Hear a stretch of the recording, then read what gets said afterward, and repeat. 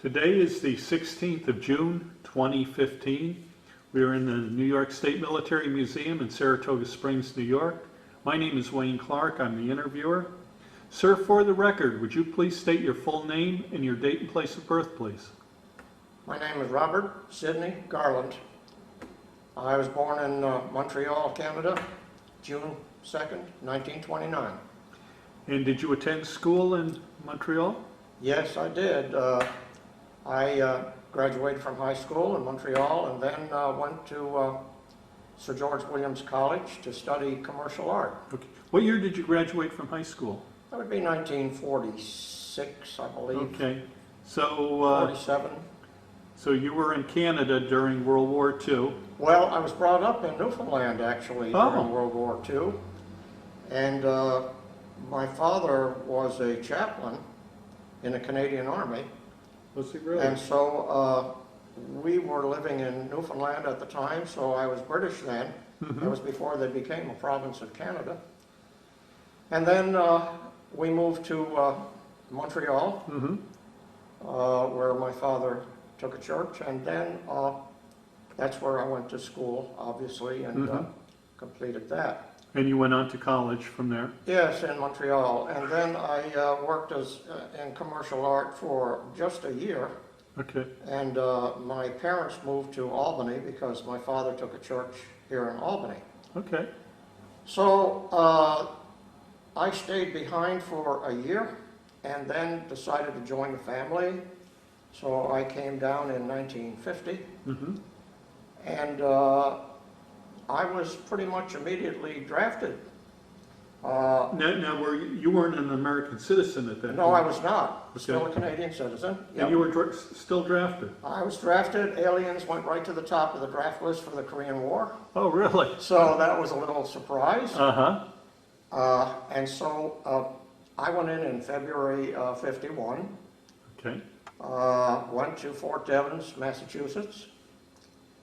I decided to see what I could do, so I signed up for Airborne. Mm-hmm. They sent me to Fort Campbell, Kentucky, and I took basic and jump school there. Mm-hmm. How was basic training? Was it pretty rough? It was rough. It was Airborne basic. Yeah. And they'd opened a jump school at Fort Campbell. It had been Fort Benning, Georgia, and most people had gone there. But they had opened a jump school at Fort Campbell. That's the one I attended. Now, was that a 3-week school back then? Jump school was 3 weeks, yes. And so, you know, I went through the pretty rigorous training for basic leading up to that because that's the way they did it. And they also threw in something else. They had the old Waco gliders from World War II there at Fort Campbell. So they threw in some ground training on those, and I ended up getting a glider badge along with my parachute badge when I graduated. Now, was that the 101st Airborne? No, sir, that was the 11th Airborne. 11th Airborne. Yeah, 11th Airborne Division, and I was in the 503rd Airborne Infantry Regiment there at Campbell. Let me just ask you about your glider training. What was that like? Well, the glider training was just ground training, sitting in the airplanes and being told what to expect on landing and how to conduct yourself. Basically, how not to get killed. And so that was a kind of a surprise. And I was the last class to go to get that training. Yeah. They took the gliders out of there after that. I was going to say, I thought they did, yeah. Yep. So I was the last class to go through that kind of training, but of course they're a one-way vehicle. Oh, yeah. So we just had the ground training. Okay. You know. Yeah. And so I graduated jump school and almost immediately got on orders for 187th Airborne in Korea. So Now, how did you get over to Korea? By troop ship, or? I went on a troop ship, yep, out of Seattle. That was horrendous. Oh, Troop ships are not a good way to go. And we left out of Seattle and came into Yokohama. now, did you go with the entire No, unit? no, I did not. No, we were, these were individual Okay. levies I see. of maybe 4 or 5 people who were Mm-hmm, one at a time. mm-hmm, Replacements. I was a replacement. okay. And so landed in Japan, and the 187th was based in Beppu on Kyushu Island at the time. Now, what was the date you arrived in Korea? The Approximately. date would have been summer of 51. Okay, That's about as close as I can come. okay. And then I got there to the base in Beppu, and they were packing up to go to Korea when I got there. So I was not going to have a nice, comfortable stay in Japan. Mm-hmm, So the first thing that we did was make a jump on Taegu, at Taegu, and that was a 4,000-man mass jump, mm-hmm, sort of a show jump. I suppose it was to show the enemy that, you know, what we were capable of doing, I suppose. So that was a mass jump. We were taken over, airlifted over there, and jumped there. Did that, and back to Japan. And then right away, the riots on Koji Island started with a prison camp. They had a POW camp on Kojido Island, southern tip of Korea. mm-hmm, And they had many thousand prisoners there, Chinese and North Korean. uh-huh, They had captured one of our generals who had tried to negotiate with them. They got him inside the wire and kept him. So the 187th was sent over to put that down and hopefully get him released without harm. So we went in at night on LSTs, and the place was just on fire. I mean, you could have seen those, the sky was just lit up. They had torches, you know, and they had taken over complete control of the compound, mm-hmm, with one compound being the sort of ringleader. So we were just there to put that down and did that in a matter of a couple of hours. Were there any American casualties? Yes, there were some American casualties, but nothing compared to the other side. Mm-hmm, We had to go in there with gas, tear gas, fixed bayonets, and just do what needed to be done. And it was unfortunate. There were a lot of casualties. They were fanatic people. did they give you live ammunition? Yes, sir. Mm-hmm, Absolutely. And some of it had to be used, mm-hmm, unfortunately. Yeah. So there were a lot of deaths among the prisoners because they were so fanatic and you know, in their actions, and it got put down quite quickly, and that was that. So in a matter of days after that, our regiment was sent north. mm-hmm, We were sent up to the Iron Triangle mm-hmm, area, Kumwa Valley, near Old Baldy and Pork Chop Hill in that Mhm. area. And we replaced some 7th Division people who were being withdrawn. And we got up there,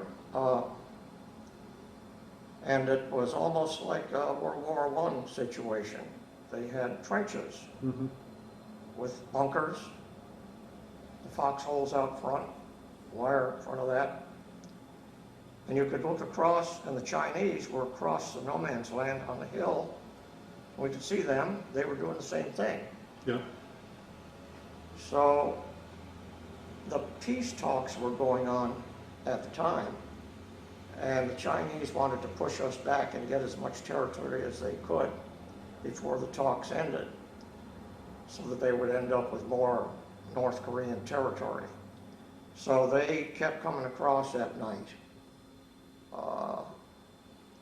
You know, they'd blow the bugles, and a lot of them would come over and try to push us back, but we didn't let them. So Now, what kind of weapon were you using at the time? I was a rifleman.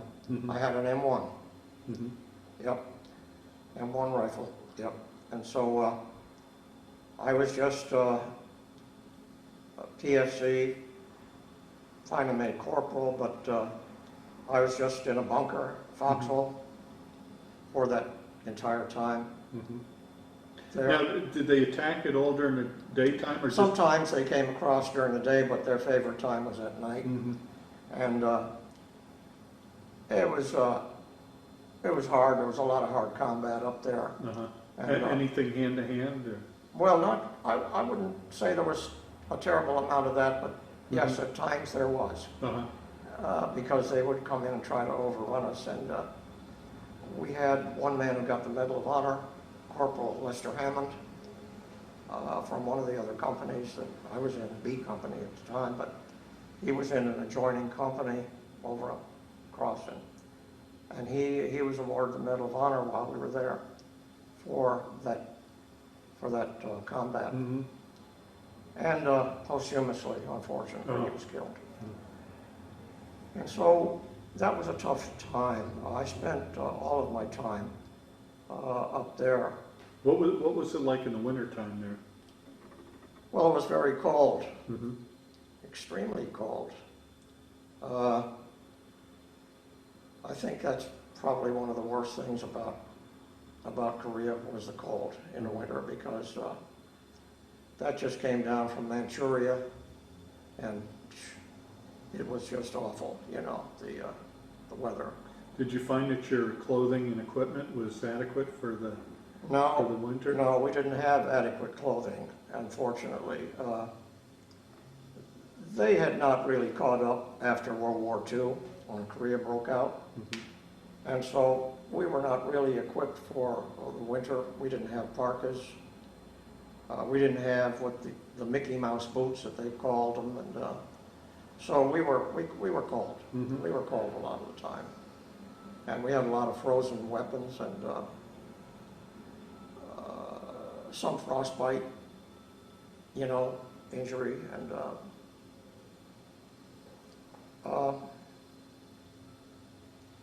anyway,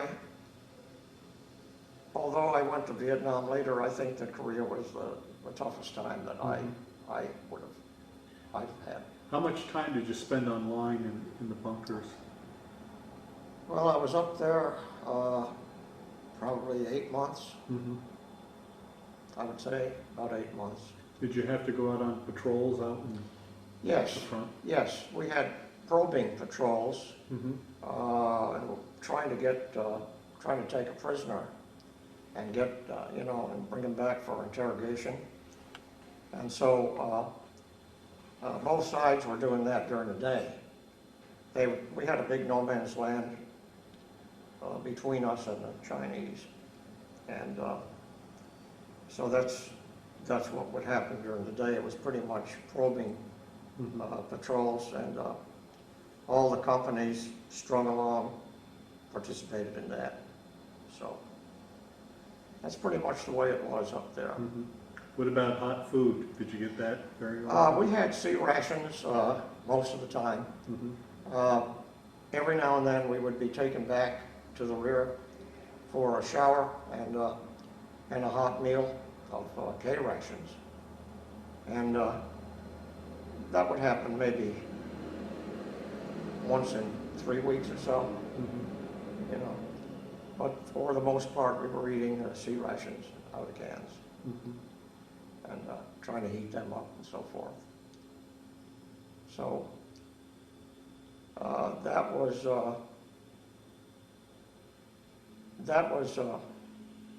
tough up there. You know, it was tough. Yeah. Were you there when the truce was signed? No, I was not.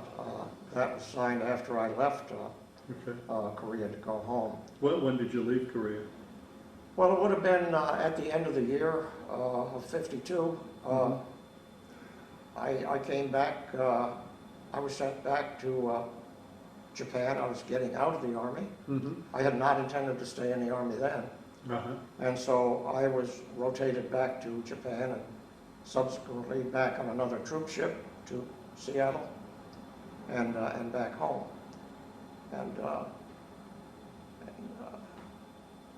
I went to work for a bank in Albany when I got back. And I had worked for that bank briefly before I left. What was the name of that State Bank of Albany. Oh, really? Yes. Okay. And they couldn't have been nicer to me. They called me in and said, we think you would have been promoted a few times if you'd been here, and we're going to do that for you. What department would you like? So I told them, after looking it all over, how about the loan department? They said, okay, so they gave me a car and gave me the North Country for territory, all the way up to Plattsburgh and back down through part of Vermont. And so I was surprised. They gave me a bank car, and I was called a field representative. And what I had to do was go to the dealers, car dealers, and see that they weren't out of trust with these cars that they had floor planned with the bank. You know, financed with the bank. They're new cars, so they weren't allowed to sell them without the bank's permission. And sometimes they would do that, and you know, but not that much. So that was pretty much my job, and so I did that for 2 years, and then I decided I don't want to do this for the rest of my life. I'm going to go back in the Army. And so I did. Now, when you went back in the Army, did you go in at your former rank? No, I pretty much had to start over again. I had come out as a corporal, you know, out of Korea, and I went back in as a private E2 and had to start all over. You didn't have to go through basic again or anything? No, I did not. No, Okay. no. And I was, so they sent me to Fort Chaffee, Arkansas, and I went from there to France. Was over there for 2 years. Now, who were you with in France? I was stationed at a place in Rochefort. It was just a headquarters, and they put me in personnel at that time. So you So were I on was jump. completely away from combat then. Okay, but you weren't on jump status anymore, were you? No, I got off jump status. Yeah, and but before I left Korea, I got more jump status than I wanted because I had done some extra jumps even at Fort Campbell, and when I got back to Japan, I ended up driving a Jeep for a chaplain. Father Joseph Rowan, what a man. He was a master parachutist. He jumped with every company in the 187th and every battery of our field artillery unit when we got back. And he made me go with him. So I accumulated a lot of jumps. When I got over 30, he took me up to Siena Air Force Base. And I took the jump master course up there, an abbreviated course. And they had opened an abbreviated jump school up there. And I also, he went through that with me, the whole thing, including the heavy drop course, the monorail system. Now, do you want to explain that course? Yes.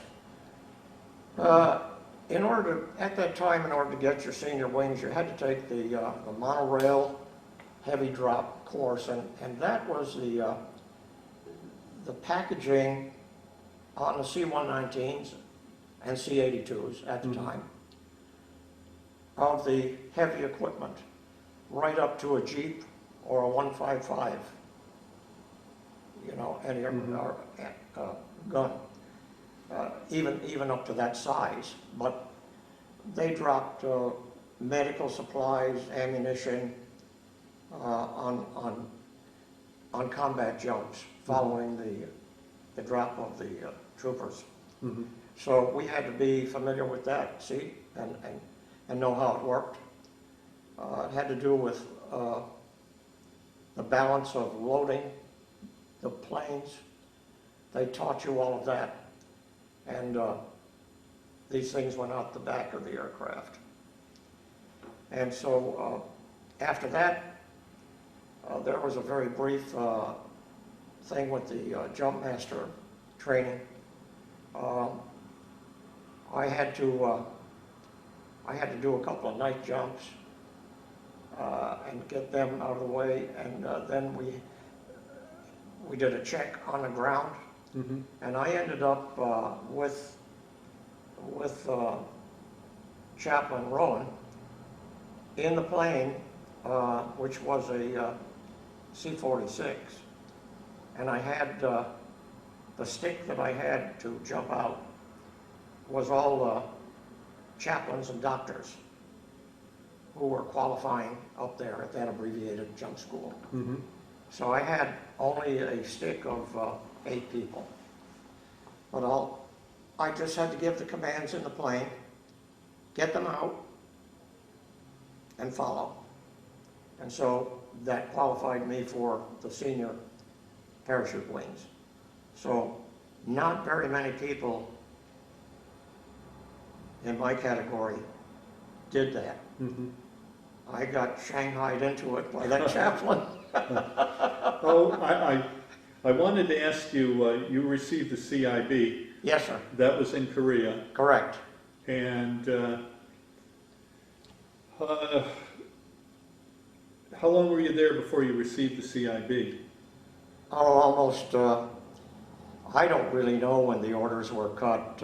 You know, all of us who were up on the line received that. Probably almost immediately. I suppose so, Yeah. yes, and I probably didn't even know about it until, you know, I got back to Japan. Okay. The orders were cut by somebody, and, you know, there it was. So. But Okay. anyway, we were getting up to where I had gone to France. And so now I'm continuing the career, and certainly wasn't thinking about another war coming up. So I came back from France and was stationed at Siena, at RPI to teach ROTC. Now, at that point, you had decided you were going to make the Army a career. Yes, sir. I certainly did. I wanted to do that, and glad I did. But I came back and was assigned to RPI for 3 years.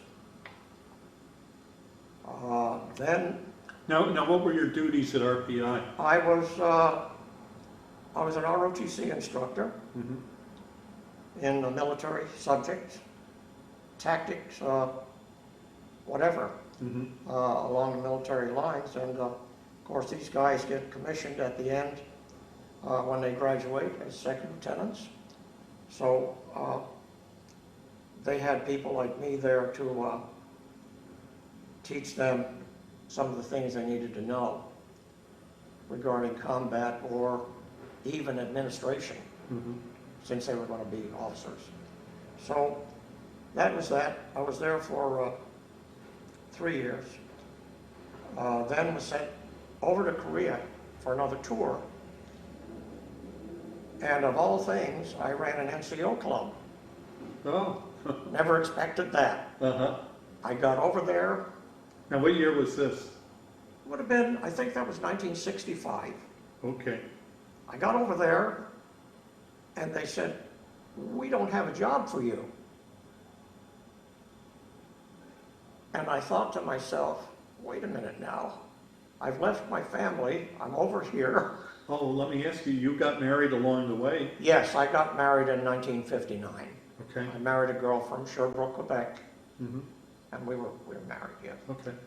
And so I got over there, they really didn't have an assignment for me. So I was sitting around about a week in Taegu, and finally somebody came up to me and said, we want to make you the manager of the NCO club. Now, what rank were you at that point? I was a staff sergeant, Okay. yeah. And so I said, I'd never done that before. Well, we think you can do it, so you're it. So I moved into the NCO club and did that for a year. I didn't like it because I was over there away from my family and I just didn't appreciate that too much. Mm-hmm. Anyway, came back and was assigned to Siena College, another ROTC assignment. I guess they saw that I had done it before at RPI, so 3 years at Siena also. And you were living at home with your... Living in Schenectady, Okay. yes. And actually I was living in Ballston Spa Okay. at the time. And so,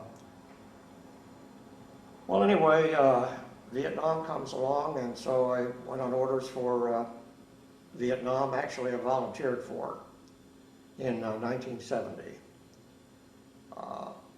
Went over there. I was assigned to MACV, political warfare. Very, very strange assignment. Mm-hmm. Now, did you have any prior training for I that? did not. Okay. They herded all of us into a theater over there at MACV, and it didn't matter what your MOS was, you were going to go where they needed you. Mm-hmm.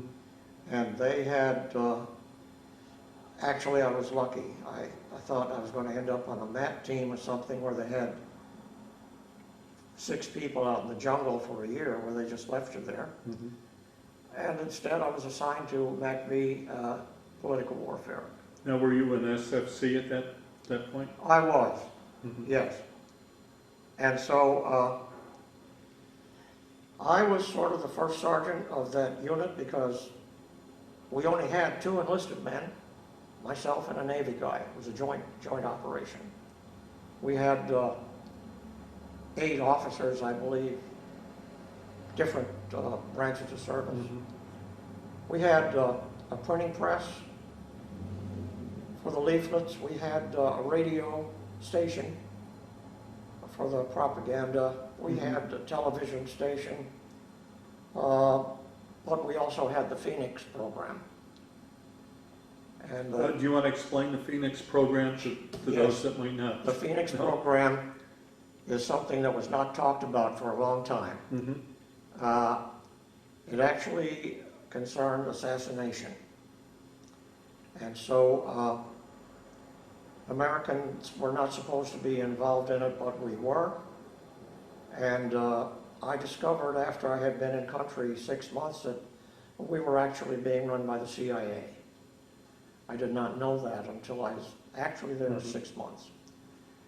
But the CIA ran our operation there, and I was in a Vietnamese compound where I was an advisor to a counterpart. And we had to go out to the different villages periodically and unfortunately terminate somebody who was acting as a farmer during the day and a VC at night. Mm-hmm. Now, the people, my counterparts, the Vietnamese, the Arvins, they pretty much took care of that. They did the end result. Mm-hmm. I was there as an advisor. Mm-hmm. We also had special forces people there who went with us on these outings. And they gave us the protection, I have to say, very well, that we needed for some of the things that came up, like ambushes and things like that. Now, did you ever encounter any kind of booby traps or anything like that? No, not booby traps, but now and then we would be ambushed on the way in or on the way out. We were inserted by a helicopter out of Thompson Air Base, and the Special Forces people preceded us, and were there in place, but they would try to get us between where the helicopter LZ was and the actual village that we were going to go to. And they tried that a few times, but it was never on a very big scale, and we were able to prevail. I didn't get hurt, and some of the Arvins did. We had one KIA and quite a few got wounded. Now, these were the Arvins. That was the Arvins. Yes. Now, what was your impression of the Arvins as fighters? Well, I think they were a mystery in a way, because I think the war to them was almost like a civil service job. They did not want, I don't think they wanted that war to end. And there was no thought at that time of the North Vietnamese coming down the way they did to take over South Vietnam. But you know, the culture is so different than ours, from ours, and you had to deal with that. You know, we used interpreters, and so it wasn't always easy. You know, wasn't always easy, and so, but it's just the way it was. And what kind of weapon did you carry? over there, I had an M16 most of the time. Yeah. Now, did you dress like the Arvin, camo? No, we had jungle fatigues. We had American Army jungle fatigues. The Arvins had their a different type of camouflage type fatigues that they wore. But we kept our own. You know, we were in our own uniforms. What, were they the green jungle fatigue, or were they the camo? No, not camo. Dark green jungle fatigues. Yeah. Okay. Yeah. Yeah. And so that was quite an experience. I thought it was rather weird. You know, I never expected to end up with something like that. Now, how long were you in country for? I was there a year. Full year? Yeah. Okay. A year, yeah. Now, were you able to meet your wife on R&R at all? Yes. Halfway through, I got R&R to Hawaii, and my wife and son flew to Hawaii from Albany, and we had a week. It was a week there at the military base they had there on Waikiki Beach. So that was very nice. But it was tough to have to go back. Oh, I can imagine. It's tough to have to go back. Yeah. So, but. So, what was your last 6 months like? Well, when I came over there. Yeah. Well, it pretty much went the same way. Okay. While I was in Vietnam, it was mostly the same routine. We went out to the field maybe once a week on those missions. And the rest of the time, I was the jack of all trades, taking care of the vehicles, taking care of everything. The interpreters all worked for me. You know, I had a buddy who was the Navy enlisted man with me, so he and I did all of that, and I was just a rank ahead of him. He was a petty officer, and so I was pretty much in charge of the unit, under the colonel, you know, that we had. What were your living conditions like in the rear area? Well, they had us in a hotel in Saigon, and that was the weird part of the whole assignment. You were out in a combat zone during the day and come back to the hotel at night, or maybe the next day if you had to spend an overnighter. But you know, that's the part that was so strange, is that you could be in Saigon in one of their hotels and then be the Vietnamese, the compound was about 3 or 4 miles north of Saigon. So we went there every day.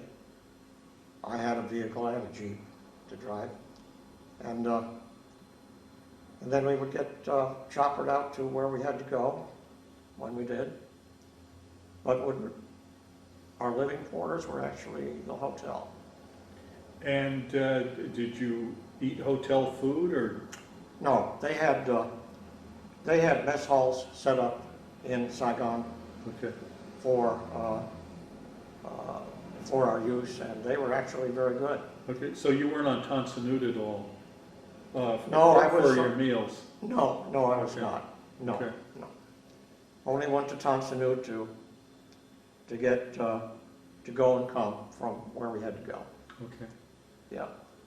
So when I came back from Vietnam, I was assigned to West Point, right to the Corps of Cadets, which was another surprise.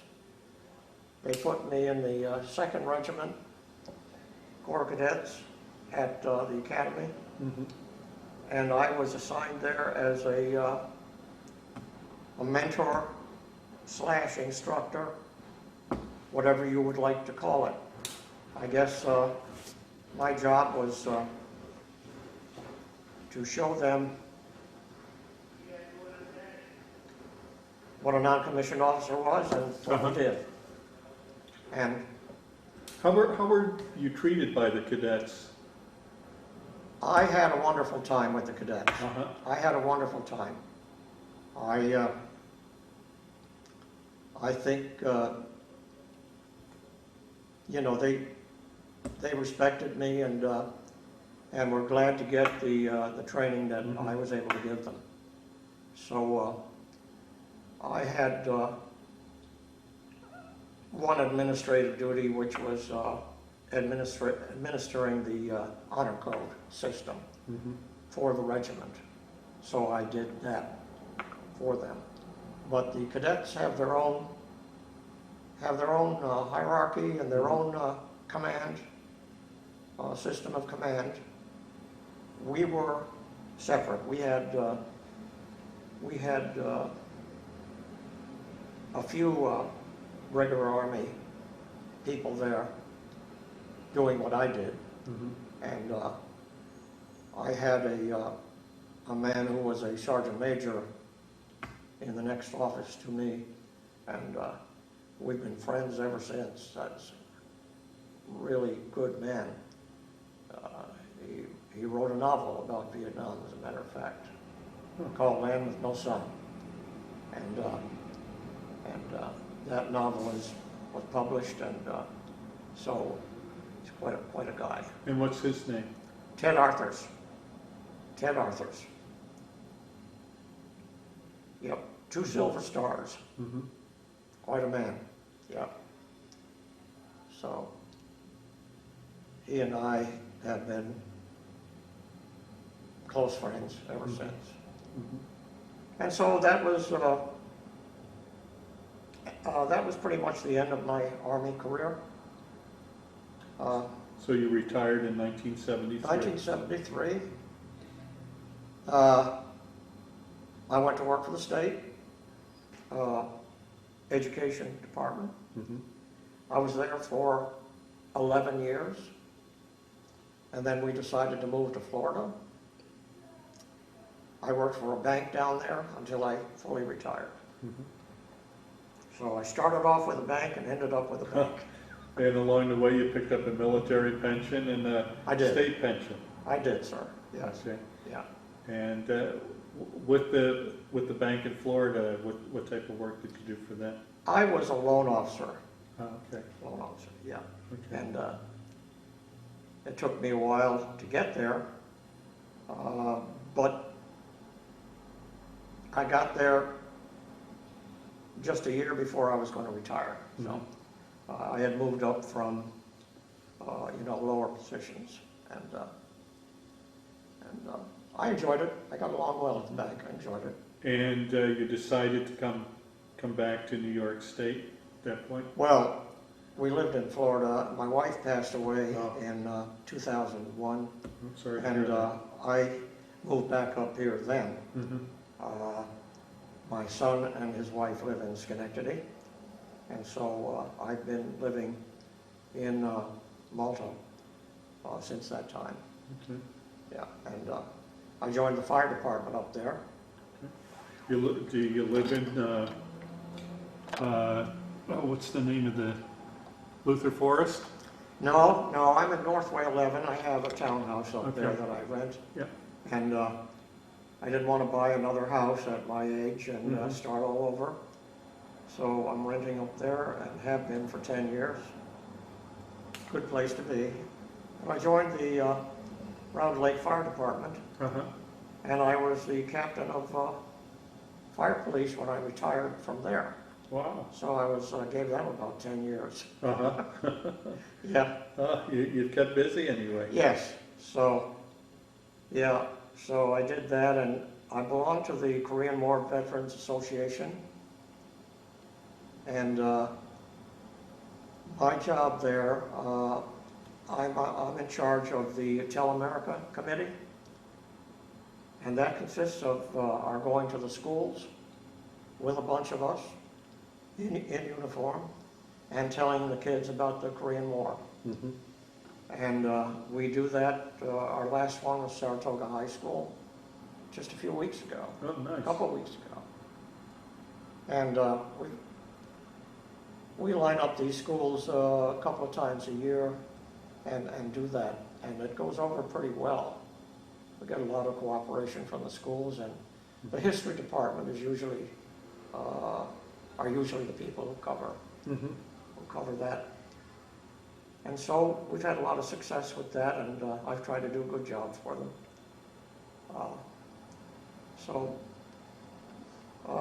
That's pretty much how I've kept myself occupied. Did you join the Legion or the VFW? I am a member of the American Legion post in Clifton Park, Mhm. and I am a member of the VFW in Saratoga Springs. Okay. Yeah. And that's, Okay. Now, well, obviously, you mentioned the Sergeant Major you've stayed in contact with. Anybody else through Korea? yes, oh Vietnam? yes, I have many good friends, and they're scattered through the country, you know. You do lose track after a while, Mhm. but you know, you end up with two or three that you were close with and have stayed friends with all of these years. So Mhm. I have friends in Texas and South Carolina and so forth. Have you attended any unit reunions at all? No, I haven't. Okay. No, I have not. I haven't been to any of the reunions, no. Okay. And I don't think I would know anybody Mhm. there, which is the main reason I haven't gone. I was a kid, you know, then in Korea, low-ranking kid, and didn't make any close friends. Mhm. I don't think any of us really did, Yeah. you know, and we carried on through life with. So that's pretty much my story. Mhm. Okay. Now, I noticed you've also got the Legion of Merit. No, that's a Bronze Star. Oh, This one is a Bronze Star. I got that in Vietnam. okay. All right. My mistake. And that would be for one of those operations that I told you about. Okay. It's not a Bronze Star for valor. Mm-hmm. It's just the Bronze Star that's issued for being in contact with the enemy, Mm-hmm. you know, and having done something that they thought was a little bit maybe beyond, Mm-hmm. you know, the call of duty. So Okay. I got the Meritorious Service Medal and some other things. So All right. Anything else you'd like to add in closing? no, except that I appreciate you talking to me. Oh, it's been a pleasure, And, believe me. And, you know, I think that our stories, while we're still here to tell them, are a good thing for people to know. Mm-hmm. Yeah, Okay. yeah. Well, thank you so much for your interview. Thank you, sir.